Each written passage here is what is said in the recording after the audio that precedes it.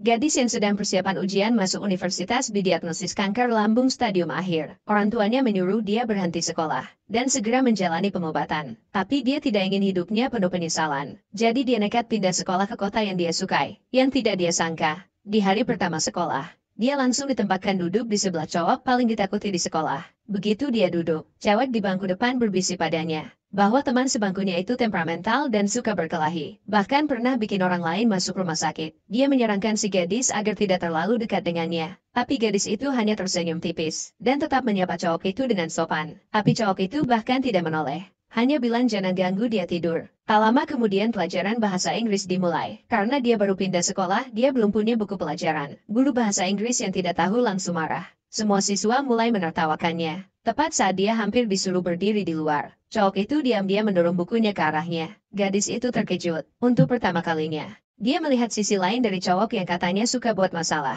Dia merasa cowok itu tidak seburuk yang dibicarakan orang. Sebagai ucapan terima kasih, dia diam-diam menaruh hadiah kecil di laci meja cowok itu, dan menempelkan catatan kecil bertuliskan terima kasih. Di sisi lain, karena sakit perutnya kambuh, ibunya membawanya ke rumah sakit. Ibunya sekalian menyuruh dia berhenti sekolah dan fokus berobat. Tapi dia sangat menghargai kesempatan belajar. Jadi dia tetap memaksakan diri kembali ke sekolah dengan tas di punggung. Di tengah jalan, dia melihat cowok itu terlihat seperti sedang menggerta siswa lain. Dia langsung cemas. Gambaran tentang cowok itu langsung berubah lagi. Sampai jam istirahat, cewek yang pagi tadi terlihat diganggu datang padanya, memintanya mengantarkan susu ke cowok itu, dan mengucapkan terima kasih atas bantuannya. Baru saat itu si gadis sadar, ternyata dia salah paham. Cowok itu bukan menggertak, tapi membela orang lain. Cewek itu langsung menyerahkan susu ke tangannya. Jadi dia tidak punya pilihan selain menyampaikannya. Tapi tidak lama kemudian, kabar itu sampai ke telinga pengagum si cowok. Cewek itu langsung datang menghampiri, dan mengancam gadis itu di depan umum agar menjauh dari si cowok. Si gadis terkejut dengan ancaman tiba-tiba itu. Tapi dia tetap menurut dan setuju. Yang tidak dia duga,